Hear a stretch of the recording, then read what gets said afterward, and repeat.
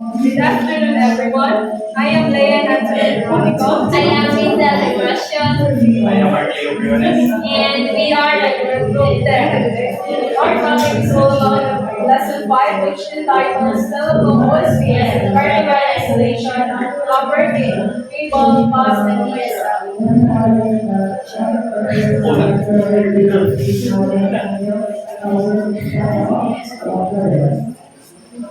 Learning objectives. Then the discussion. The students must be able to distinguish the difference between telecom OSP and subscriber line installation. Identify the tools and equipment for telecom OSP and subscriber line installation. Understand the information on the proposed installation location based on service order. Install DP distribution terminal in line with service order. Topics, tools, materials, hardware, and other accessories. Information on the proposed installation locations based on service order. DP distribution terminal in line with service order. What is telecom OSP and subscriber line installation? Introduction. Telecommunication outside LAN (OSP) refers to the physical infrastructure and components that are used to support telecommunications networks and services. This includes everything outside of buildings, such as cables, conduits, poles, towers, and other equipment necessary to transmit signals and data over long distance. OSP plays a crucial role in ensuring the connectivity and reliability of telecommunication networks, enabling communications between different locations and devices. Subscriber line installation. Subscriber line installation refers to the process of setting up a physical connection between a telecommunication service provider's networks and a subscriber location, typically a home or business. This involves installing the necessary equipment, such as telephone lines, broadband cables, or fiber optics to establish the link between the subscriber premises and the provider's network. The installation process may include activities like routing cables, configuring modems or routers, and ensuring proper signal strength and connectivity for the subscriber. What are the differences between telecom OSP and subscriber line installation? So, kasi ka na magbasa. Mr. Chobo? Let's go. So, telecom OSP refers to the overall infrastructure required to deploy and maintain telecommunication services outside of buildings. It includes various components such as cables, conduits, poles, cabinets, and other equipment needed for the transmission and distribution of telecommunication signals. It encompasses the larger network infrastructure that connects multiple subscribers. Subscriber line installation, on the other hand, focuses on the individual connection between the telecommunication service provider's network and a specific subscriber's premises. It involves the installation of cables, wiring, and other necessary equipment to establish a connection from the service provider's network to the subscribers.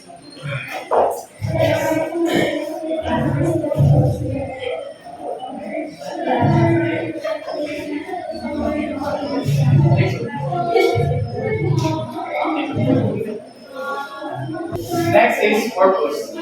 Telecom OSP is designed to provide the backbone infrastructure for the entire telecommunications network, enabling communication services to be distributed to multiple subscribers across a wider area. It involves planning, designing, and implementing the physical infrastructure necessary to transmit and distribute telecommunication signals. Subscriber line installation, on the other hand, is the specific installation process that connects an individual subscriber to the service provider's network. It involves setting up the necessary equipment and connections at the subscriber's premises to establish a direct connection to the telecommunications service. Third, scale. Telecom always typically involves larger scale infrastructure deployments, including laying cables, installing cabinets and poles, and establishing connections across a wider geographical area. It requires extensive planning, coordination, and resources to build and maintain the entire network of infrastructure. Subscriber line. Subscriber line installation focuses on the individual subscriber's location and involves setting up a necessary equipment and connections in a specific area. It is a smaller scale installation process that connects a single subscriber to the telecommunications service. Tools, materials, hardware, and other accessories. Cables. Different types of cables are used for transmitting signals such as fiber optic cables for high-speed data transmission and copper cables for voice communications. Ang kalayan diyan ay optical fiber cable o copper cable kaya optical cable kaya used for kanang long distance. Ya, mas faster po ang data transfer niya sa kaniya. Sa copper cable kay ginagamit siya sa shorter distance o only used for home internet connections and telephone lines. Ya, slower po yung transfer rate. Minsan ginagawa sa paper.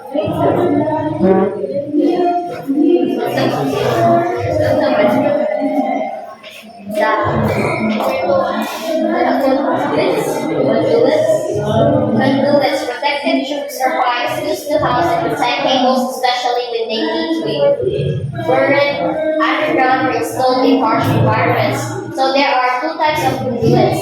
First is metallic conduits. It includes rigid conduit, intermittent metallic conduit or IMC, and galvanized rigid conduit or GRC. Rigid conduit offers solid protection, while flexible metal conduit allows for vents and space without using extra hardware. The second type of conduit is non-metallic conduit.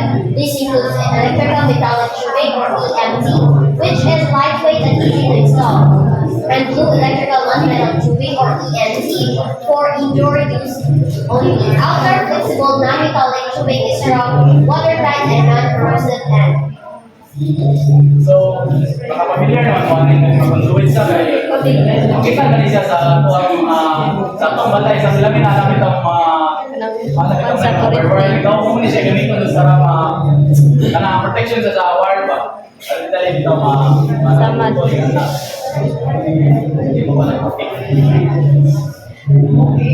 poles and towers. A support structure used to elevate antennas, cables, and other equipment for wireless communication.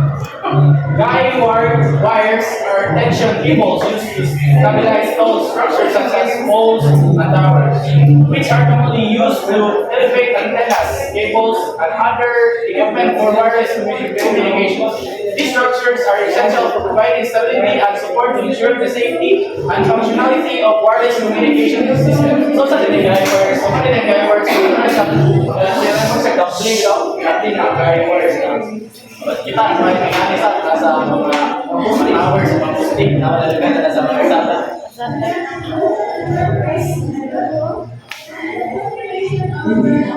Ducts are underground or overhead pathways used to route cables and protect them from environmental factors. Two kinds of ducts are overhead ducts and underground ducts.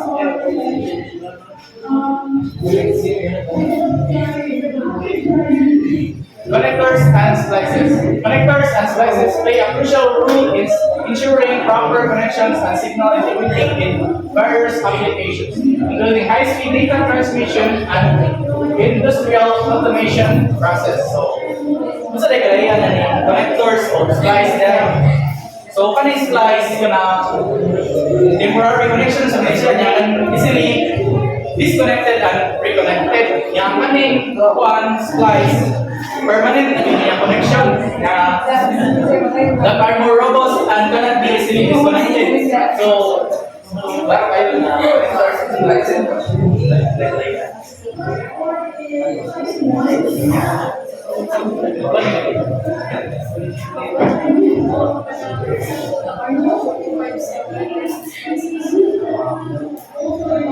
RJ45 connector is commonly used in telecom OSP outside that. So, mo din an example sa online connector kani RJ45.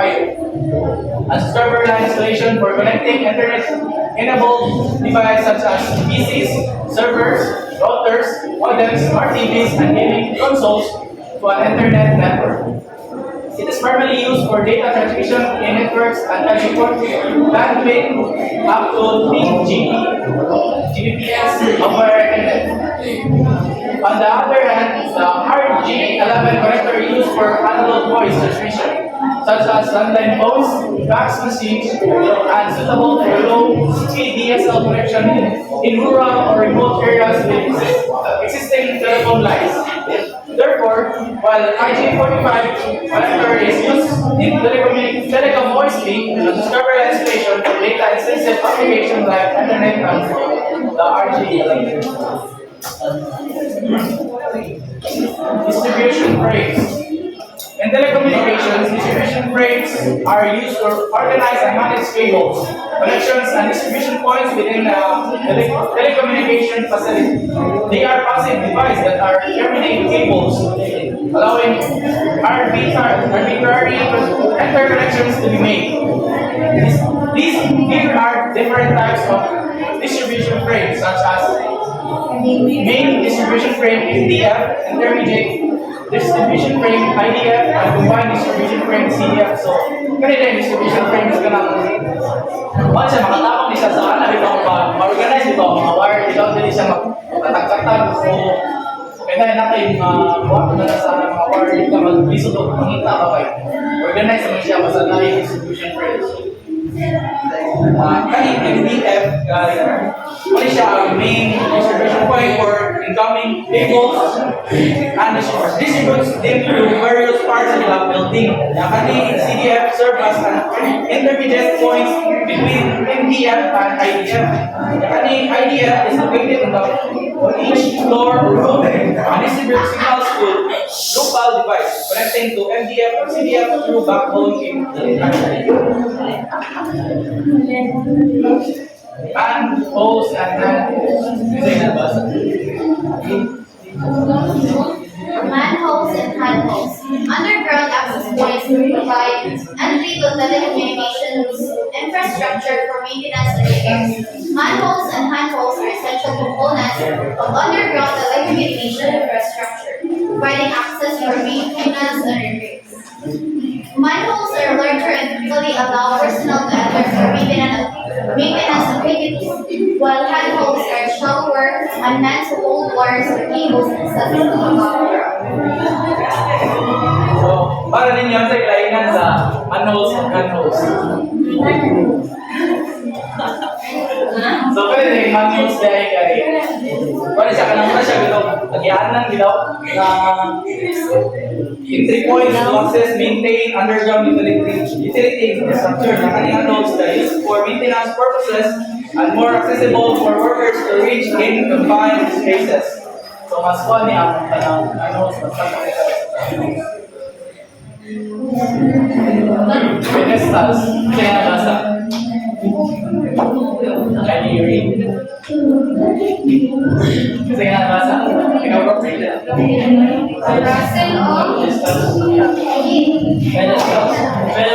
are often designed to protect normally stable electric against dirt, dust, water, and other environmental factors. They are available in various sizes and shapes and can be made of different materials such as metal or plastic. These enclosures are commonly used for residential areas and are used to protect cable connections. So, ano na yung install ka? Hindi pa kanang sa kanya siya sa outdoor niya siya. Kasi kanang mo makakalik sa outdoor niya. Kuha siya ka na bitaw. Kabantay mo na pwede nga na kuha bitaw. O na, may install. Meter. Junction box, kaya basa. A junction box is an enclosure that houses electrical connections, protecting them from the weather and accidental electric shocks. It is an essential component in electrical wiring systems in buildings, providing a safe and secure environment for electrical connections. Junction boxes come in a various materials such as metal and plastic, and they are used for different applications including splices, outlet boxes, and switch boxes. Ganito yung junction box kay pwede na siya mapunta sa gawas or sa zone. So ang kalayan dahil sa sinistal, yung sinistal may iwan na siya sa zone na siya yun. Yung kaning right. Sa gawas sa gila ang sinistal niya. Ang kaning junction box kay both indoor or outdoor. Yung kaning junction box naman tayo mga lang. Mura bitaw, orange bitaw nga mura kuan. Kana parang sa printing daw na gusto na kana yung orange na nasa balay daw. Orange. Wala yung gusto na kita. Kana yung Wala na sa kurente. Oh, kana orange na ba? Sabon. Kana. Wala na siya. Oh, Ayo, bitaw. mana ka mo kaya lang ka?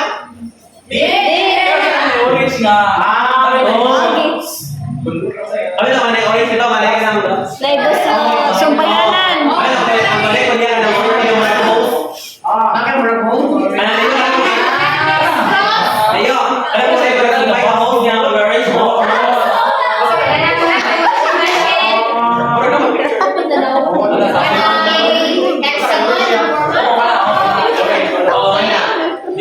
Next.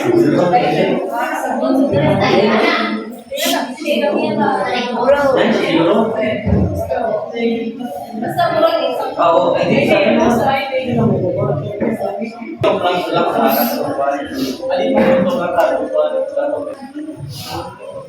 Distribution hubs, fiber distribution hubs. So, is Pagalan. Yes. So, distribution hubs or fiber distribution hubs.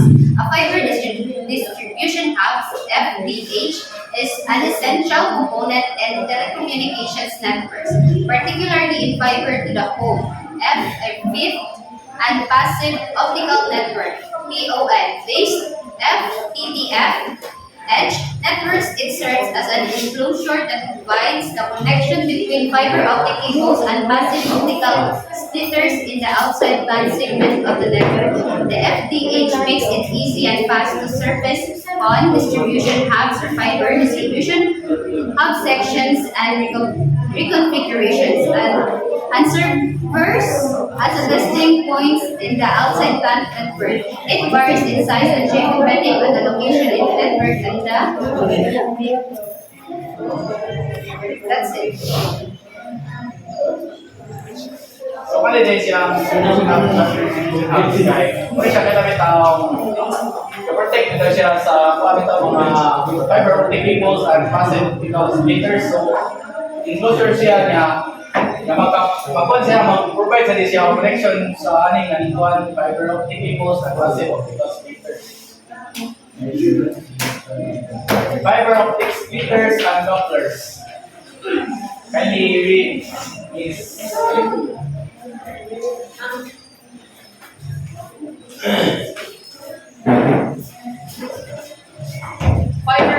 Optic couplers and splitters are passive devices used to split or combine signals in fiber optic networks. They are named based on the number of inputs and outputs, such as 1 by 2 or 1 by 32, which is the first number represents the input and the second number represents the output. Pwede mo lang difference? What's the difference? What is the difference between optic splitters and optic couplers? Fiber optic couplers intersplit optical signals into multiple paths or combine multiple signals on one path. Optical signals are more complex than electrical signals. making optical couplers trickier to design than their electrical counterparts. Optic splitters is a device that splits the fiber optic light into several parts by a certain ratio. The simplest couplers are fiber optic splitters. So ano din, fiber optic couplers kay can split ang optical signals into multiple paths or combine multiple signals on one path niya. Kaning splitters guys used to split the cable signals into two or more devices.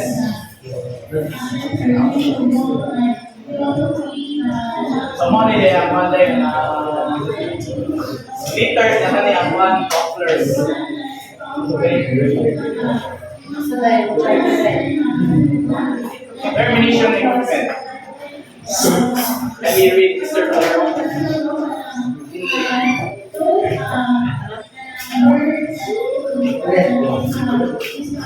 Termination equipment. Termination equipment refers to device used to terminate connections and provide services to subscribers. This equipment is essential for data communication and network infrastructure. It includes devices such as modems, routers, switches, and fiber termination keys. Fiber termination keys are also used in the installation and maintenance of fiber optic networks. These keys typically include tools such as levers, optical power meters, visual phone, locators, and cable stripers. In summary, termination equipment plays a vital role in telecommunications and network infrastructure, ensuring the proper termination and connection and the provision of services to the subscriber. So maganda daw mo mga ngani dahil yung mga Yes. kasi ngani sila.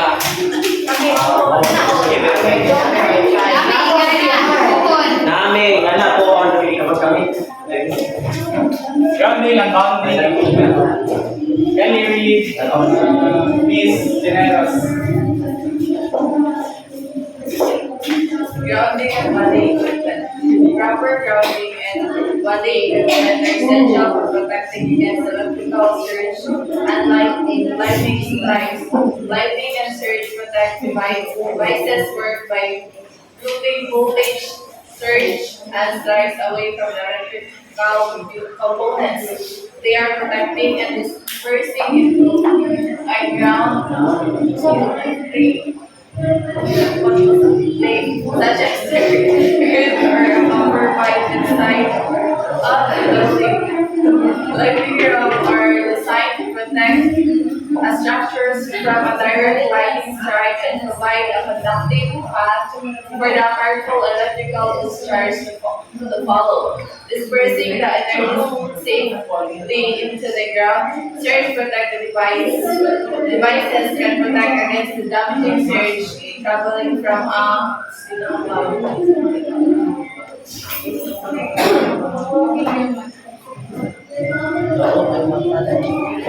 Ano na yung grounding? Basta may gamitan na yung grounding and bonding equipment. So, grounding and bonding equipment can used to ensure all the components are on the ground, all path.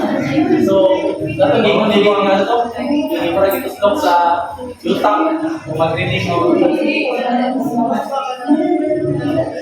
Pero pinag-train nyo as a village, pinag-content ko na dahil nabigyan nyo ito. Wala na siya basta.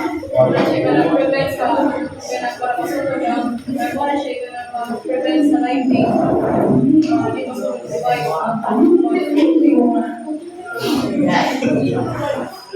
Next. Fasteners and mounting hardware. Fasteners and mounting hardware are used to secure equipment bolts or other structures. They include nuts, bolts, brackets, and other hardware. So all these examples of fasteners and mounting hardware. Bolt shaft, all that.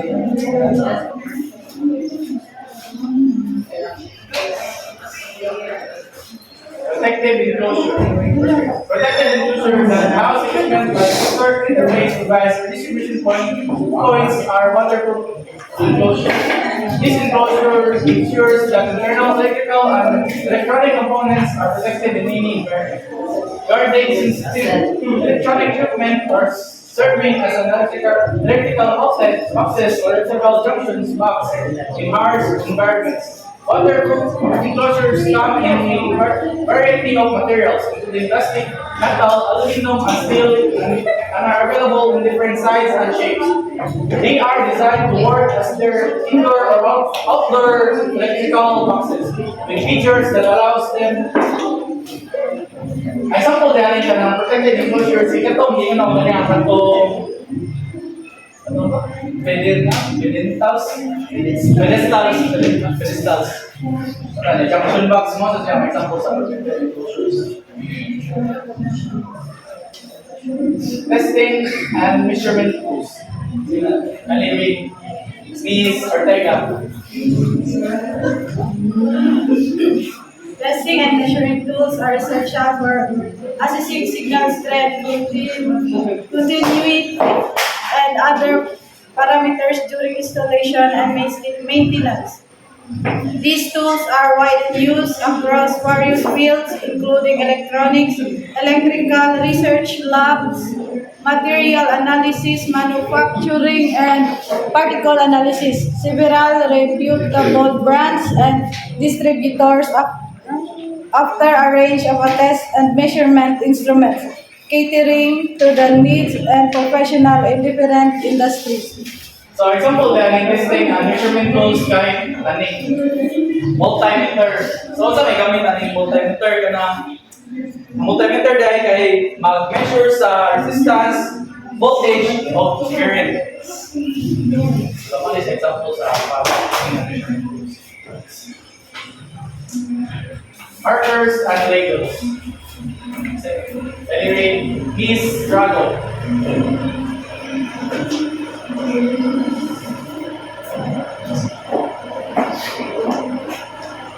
Markers and labels. Identification markers and labels are used to distinguish labels and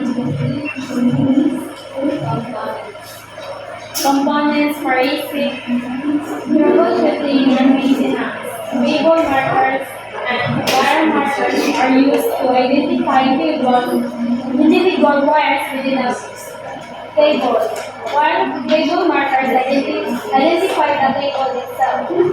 There are different types of label and wire marking solutions available, including string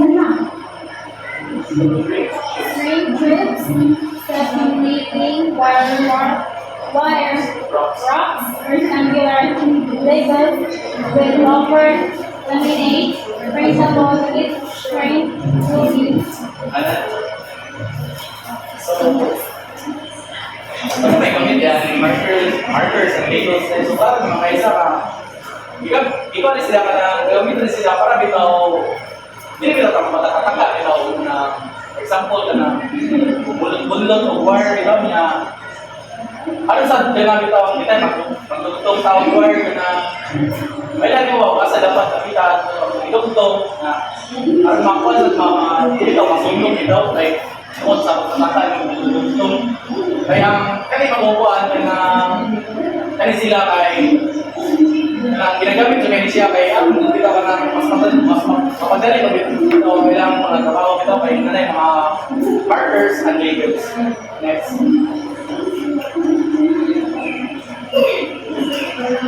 Insulating tape, electrical tape. Electrical tape or insulating tape is a type of pressure-sensitive tape used to isolate electrical wires and other materials that conduct electricity. This helps to prevent electric shocks or potential fire hazard. So, isa ko familiar na yung electrical tape. Oo, makaluan na rin. So, familiar naman kita na electrical tape sa na materials siya sa kanami taong hindi bitaw anong ma-prevent bitaw na ito electrical shocks or kanang potential fire hazard. So, kabalo naman natin yung kabalo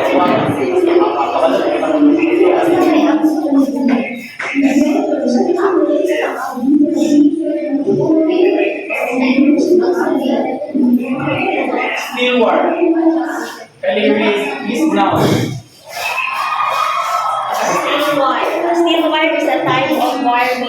steel that is used in various applications, including telecom OSP or outside plant, and subscriber line installation.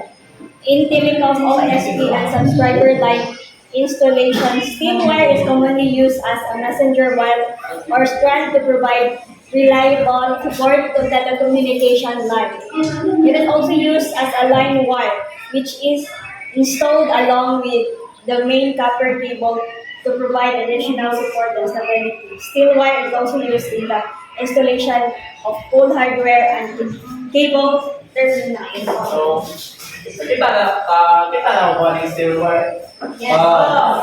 Yes ka. Lahi may gamit ani sa ato agad, mura man sa mo kahihayan bro. Yes. Ay, kasi yan ay Combination pliers. Any read Miss Amparo?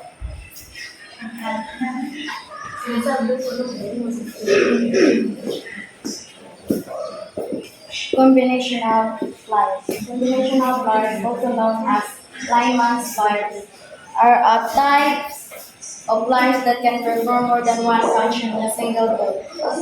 They are typically used by electricians, workmen, and tradespeople for bending and cutting through taut metal wire and electrical cables. They are useful for electrical work and can be used to strip and twist wires together for electrical connections and hold small components in place when assembling circuit boards.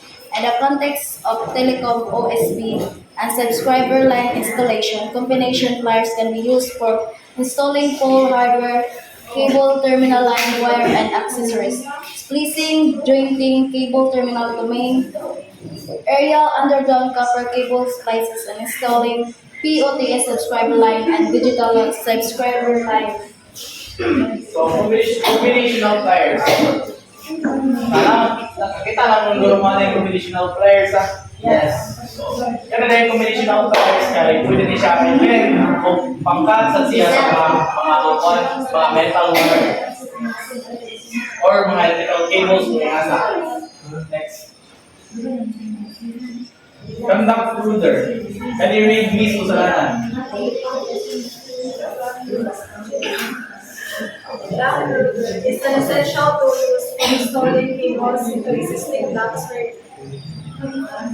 conduits, especially in telecom ISP outside plant and subscriber line installation. The primary use of a duct ruler includes stringing cables to existing pipes, connecting ducts, locating pipes, threading lines, and pulling cables. It is a labor-saving solution that simplifies cable installation, making the process more convenient, efficient, and error-free.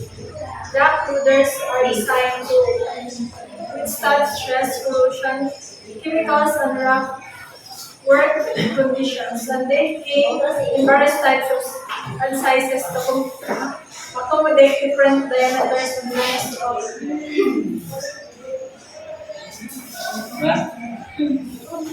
So, lang naman isa ang kuwan. Tapos there may mura na siya bitaw.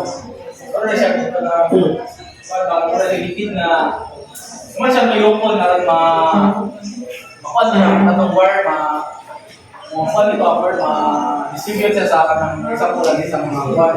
Kaya nila sa ilong sa kuwan, mga handles, mga anak. Next.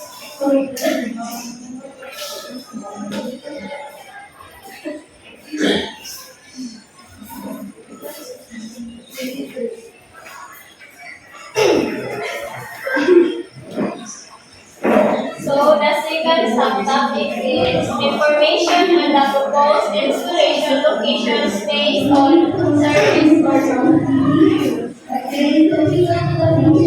So the information on the proposed installation locations based on the service order about telecommunication OSP and subscriber line installation typically includes 1. OSP infrastructure details. This encompasses information about the existing telecommunications infrastructure in the area, such as the type of cables or wire used, the location of the poles or conduits, and any other relevant details about the physical infrastructure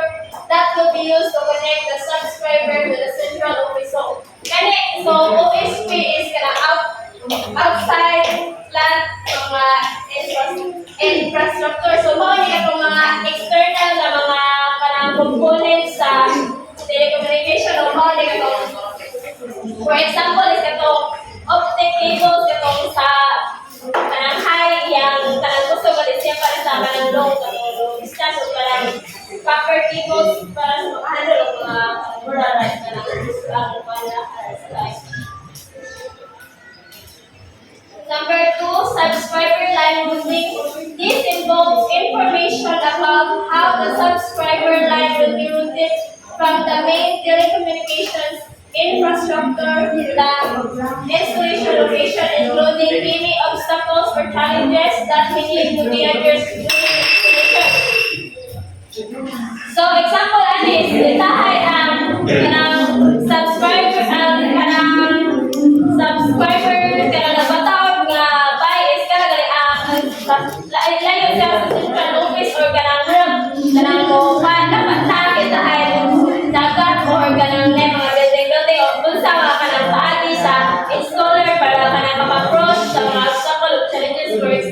Pwede ba sila kanang murag magtawag o kanang bridge para sa mga parang equipment nga kanailangan itaon or kanang underground. So number three is equipment installation details. So this includes information about the equipment that will be installed at the subscriber's locations, such as modems, routers, or other devices, as well as any special requirements or instructions related to the installation of this equipment. So, ano is katong mga gamiton para mag-install o so parang need yun nga para mga equipment is kanang uganan o kanang wire kanang umbrella ba para kanang ang connection sa internet is one. So number four is safety and compliance requirements. So this includes information about any safety or compliance requirements that must be met during the installation process, such as local building codes or regulations related to telecommunication infrastructure installation. So, safety and compliance requirements. So, if mag-install yung need o kanang nanay safety o kanang sabot sa mga nag-install, need sila o safety ngayon o kanang para ma-avoid sila sa mga hazard or danger o para maskin po sa kanang nagpataon pa kay connect na ba yan sa kwan kasi magka-unay ka ng aberya kasi mapan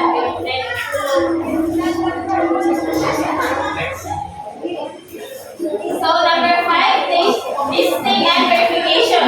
This includes information about the listing and verification process that will be used to ensure that the subscriber service is installed and functioning properly, including any test equipment or procedure that will be used. So, ano sa listing and verification is ang installer is magamit sa listing equipment para ma-ensure na ang kanang internet is kanang na kuha niya ang kanang speed sa inyo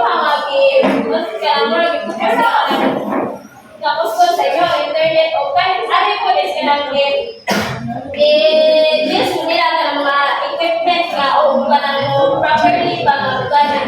So overall, the information of the proposed installation locations based on service order about telecommunication OSP and subscriber line installation is designed to provide a comprehensive plan for installing telecommunication services at the subscriber's location, taking into account the existing infrastructure, routing challenges, equipment requirements, and safety compliance considerations.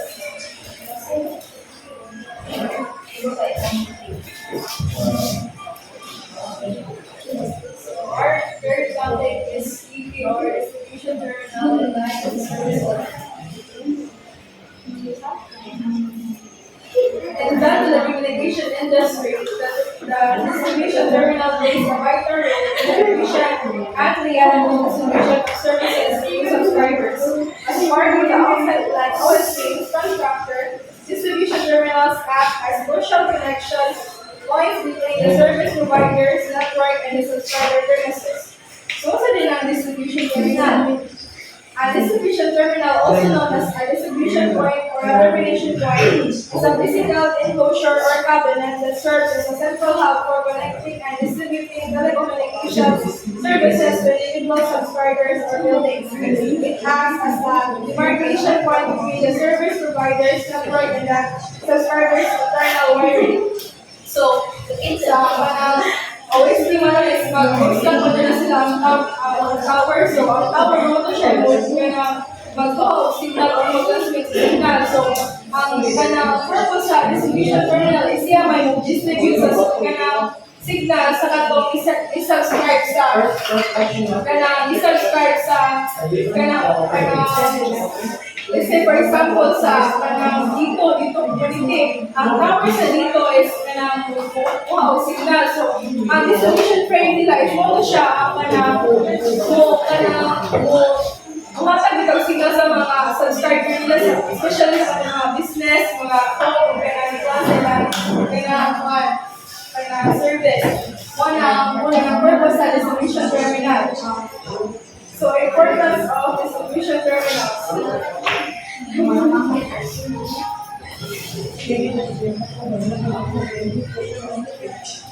So first, the importance of distribution terminals is service distribution. Distribution terminals allow for the efficient distribution of various telecom services, including telephone lines, internet connection, TV signals, and other data transmission service to individuals, subscribers, or premises. Sa kung iyong ganyan ang distribution terminal mo siya ang pasa sa signal ng investment sa tower. So second is simplified troubleshooting. By centralizing the connections of distribution terminals, service providers can easily identify and isolate any issues or faults in the network, minimizing downtime and facilitating rapid troubleshooting. So iba sa tools is na-discuss mo ito na katong main distribution frame. So ang purpose ng katong main distribution frame kay whenever di mo dyan na malikayan mo tayo sa pisonet, naman dyan na ikanang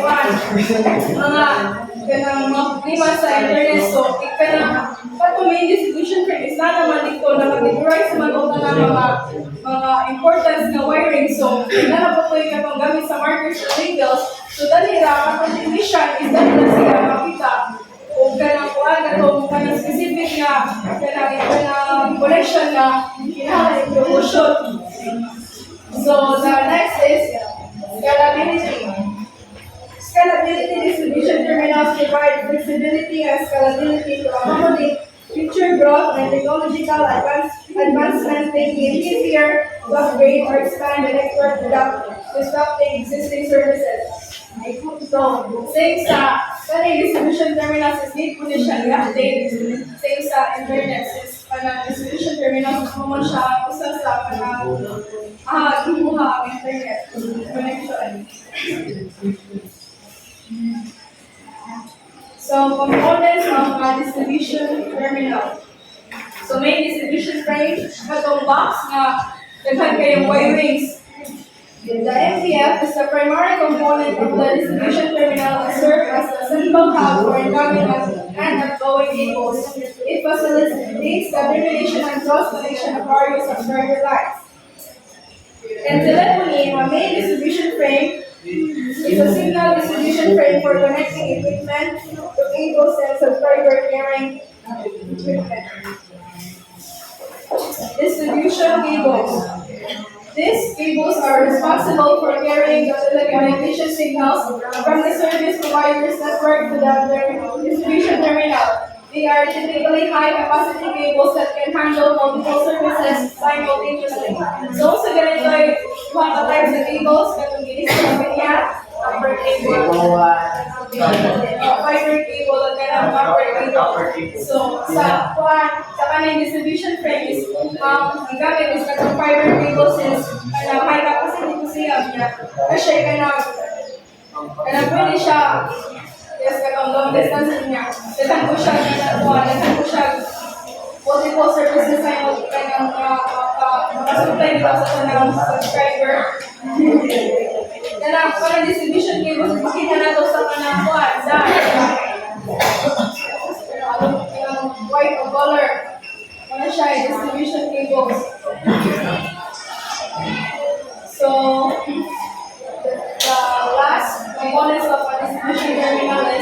subscriber line modules. These modules provide the interface between the distribution terminal and the subscriber premises. They allow for the termination of individual lines and provide a physical connection point for the subscriber equipment. Subscriber line module SLM are components within the distribution terminal that provide the interface between the distribution terminal and the subscriber premises. They serve as a connection point for individual subscriber lines and allow for the termination of these lines. SLMs are designed to accommodate different types of subscriber lines, such as the device, internet connections, and other data transmission services. They typically consist of modular blocks or connectors that can be easily plugged in or terminated with a subscriber equipment.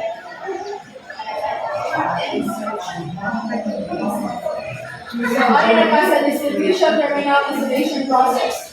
So first step is site selection.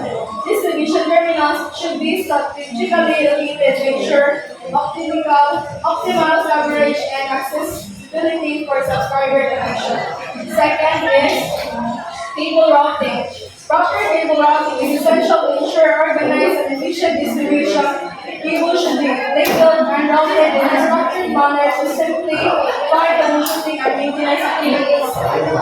The third is termination and testing.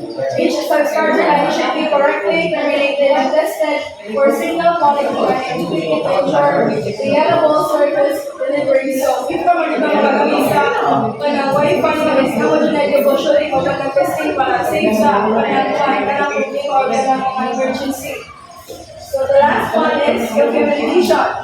Accurate documentation of the distribution terminal installation process, including cable layout, termination details, and labeling, is crucial for future maintenance and troubleshooting. So, ito sa kanang itay, awin ka sa kanang service sa dito mga Wi-Fi. So, kaya mga technician nila is kanang isa kanang di main nga bahay na ka sa ilang services kanang sila nalimo sila mapunta if ever may problem. So, wala siya documentation nga dapat before ka na makagamit sa Wi-Fi, dapat kayo testing niya. Dapat na sila may pamutang sa mga wire, mga labels na dapat importante nga labels na kung na nato is hindi importante. So, importante ko siya label para kung na kanang problema inyong Wi-Fi or sa ba is dali na makita sa kanang matigusyan. So, importance of telecom OSP and subscriber line installation. Telecom OSP or outside line and subscriber line installation are crucial in the telecommunication industry. OSP construction involves the installation of infrastructure that provides voice and data signals from the head end to subscribers. Subscriber line installation on the other hand includes activities such as splicing copper cables and installing digital subscriber lines or DSLs. The importance of this skill is evident in the demand for reliable communication infrastructure, especially with the increasing reliance on high-speed internet for work, education, and internet business. Schools, hospitals, and residential areas all require improved connectivity, greater flexibility, and increased property value, which are facilitated by effective OSP and subscriber installation. Next is video presentation lang mo. Tapos sa pag-install.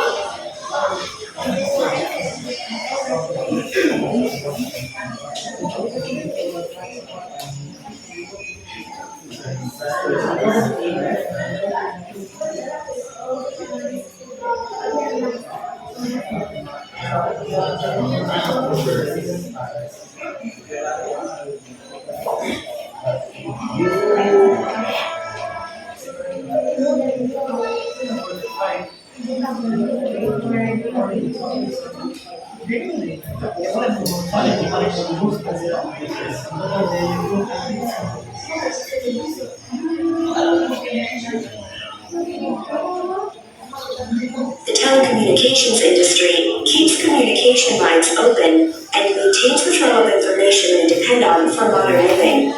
The industry encompasses phone networks, radio and television towers, and broadband internet connections, all vital to business, education, and entertainment. People who work in telecommunications careers design service networks, install and maintain equipment, and sell services to customers. They ensure the delivery of text, voice, audio, and video throughout the infrastructure of service networks. Wired telecommunications represent the largest division of the industry. Companies in this sector provide landline phones, cable TV, and internet to homes and businesses. These services continue to become more efficient as fiber optic cabling replaces copper wiring. Wireless service providers supply phone, internet, and other data through signals over radio tower networks. These signals are transmitted directly to customers' mobile devices.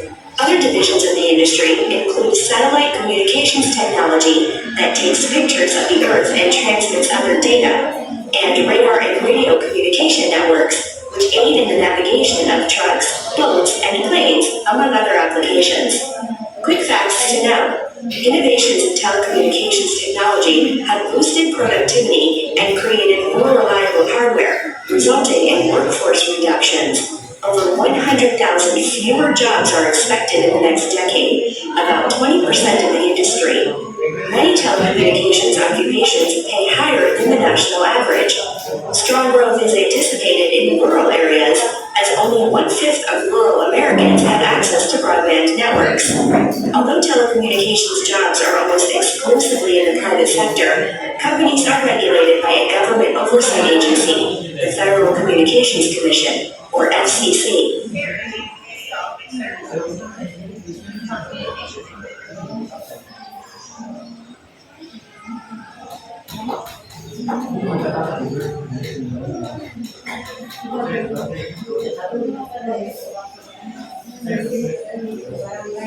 On a daily basis, So, paano nga video is makita ninyo forma sa main distribution pages.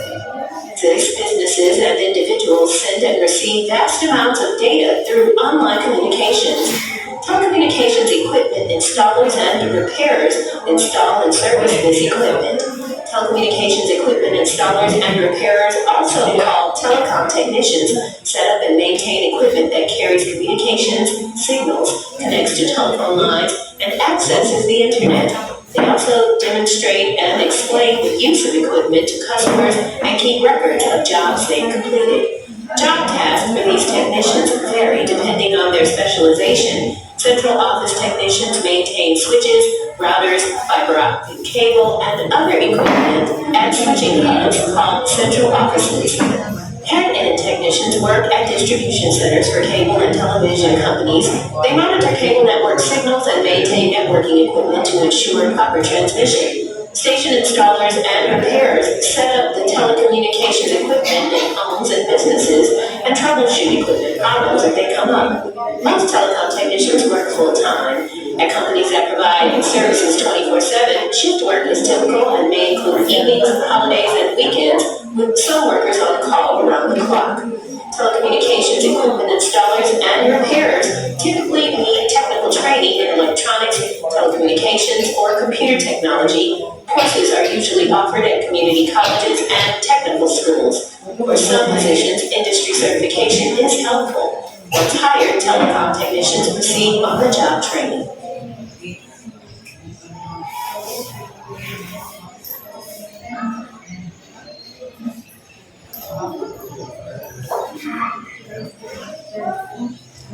So, ang next video is explain ko sa mga purpose sa sa ground rod katong para dili masulong ang mga appliances sa lighting. Connected to the main panel, we will find a thick copper wire which leads out to a ground rod.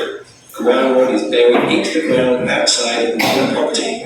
This rod is not used for ground faults. Its purpose is to dissipate static electricity and external high voltages like lighting stress. There is also a ground rod connected to the neutral at the transformer. Many people think that during a ground fault, electricity flows through the ground rod and into the earth.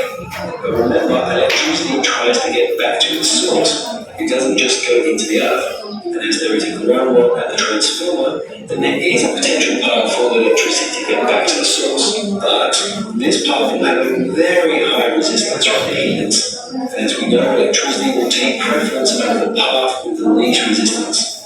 So as we already have a very low resistance ground wire, which provides a path directly back to the source, the ground fault is going to take this route instead. When it comes to lightning, the source of lightning is essentially the earth. So lightning is always trying to get back to its source, which is the earth.